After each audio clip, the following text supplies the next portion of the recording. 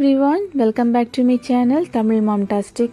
இன்னைக்கு வந்து ஒரு டிஃபரெண்டான சிக்கன் ஃப்ரை ரெசிபி தான் பார்க்க போறோம். Payyoli chicken. இது வந்து ஒரு கேரளா ரெசிபி, ரொம்பவே ஃபேமஸான ஒரு ரெசிபின்னு சொல்லலாம். இதோட டேஸ்ட் வந்து அப்படி இருக்கும். நீங்க ட்ரை பண்ணி பாருங்க. ரொம்ப சூப்பரா இருக்கும். ஸோ டேஸ்டியான ஈஸியான இந்த சிக்கன் ஃப்ரை எப்படி பண்ணுறதுன்னு பார்ப்போம் வாங்க. சிக்கன் ஃப்ரைக்கு மசாலா ரெடி பண்ணோம். அதுக்காக நான் இங்கே வந்துட்டு வத்தல் மிளகு ஒரு 15 தான் எடுத்துருக்கிறேன். அதில் கொஞ்சமாக ஹாட் வாட்டர் விட்டு ஒரு 10 நிமிஷம் அப்படியே ஊற வச்சுக்கணும். கண்டிப்பாக நீங்கள் வந்துட்டு சுடு தண்ணி தான் விடணும்.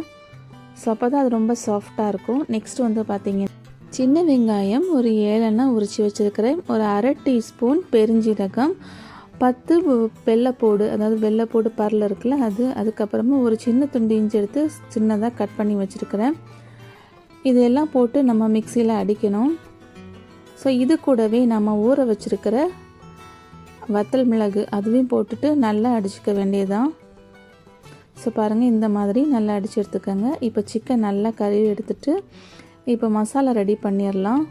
ஸோ இதில் வந்து பார்த்திங்கன்னா ஒரு 2 டீஸ்பூன் கார்ன்ஃப்ளவர் சேர்த்துருக்கிறேன், ஒரு அரை டீஸ்பூன் மஞ்சள் தூள், அதுக்கப்புறம் தேவையான அளவு உப்பு, ஒரு 1/2 டீஸ்பூன் லெமன் ஜூஸ், அதுக்கப்புறமா நம்ம அடித்து வச்சுருக்கிற அந்த மசாலா இதெல்லாம் போட்டு நல்லா மிக்ஸ் பண்ணிட வேண்டியதுதான்.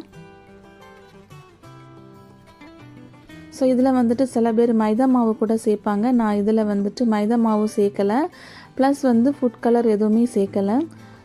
ஸோ இதில் வந்துட்டு நம்ம கழுவி வச்சுருக்கிற சிக்கன் போட்டுட்டு நல்லா மிக்ஸ் பண்ணி வச்சிட வேண்டியதுதான். ஸோ இந்த மசாலாலாம் நல்லா பிரட்டிட்டு ஒரு 1 ஹவர் வந்து அப்படியே ஃப்ரிட்ஜில் வச்சுக்கோங்க.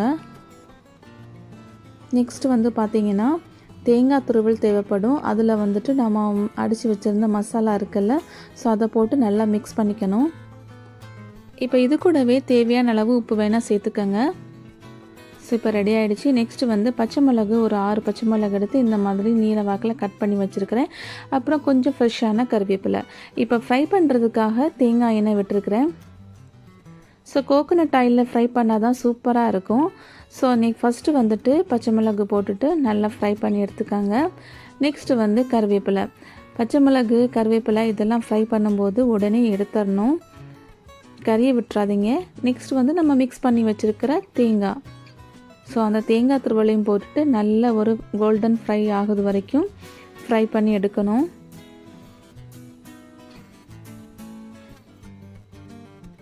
ஸோ இப்போ ரெடி ஆகிடுச்சு. அப்புறமா நம்ம மிக்ஸ் பண்ணி வச்சுருக்கிற சிக்கன் போட்டுடலாம். சிக்கன் ஃப்ரை பண்ணுற டைம் உங்களுக்கு தெரியும், 2 பக்கமும் மாற்றி போட்டு ஃப்ரை பண்ணி எடுத்துக்கோங்க.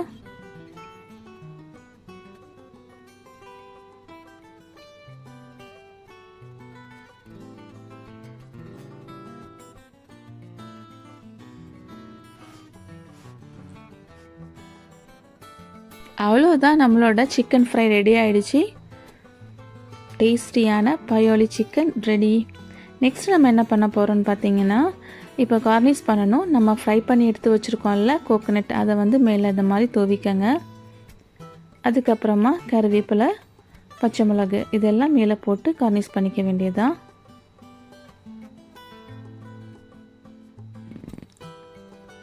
இப்போ நம்மளோட டேஸ்டியான பயோலி சிக்கன் ரெடி ஆகிடுச்சு.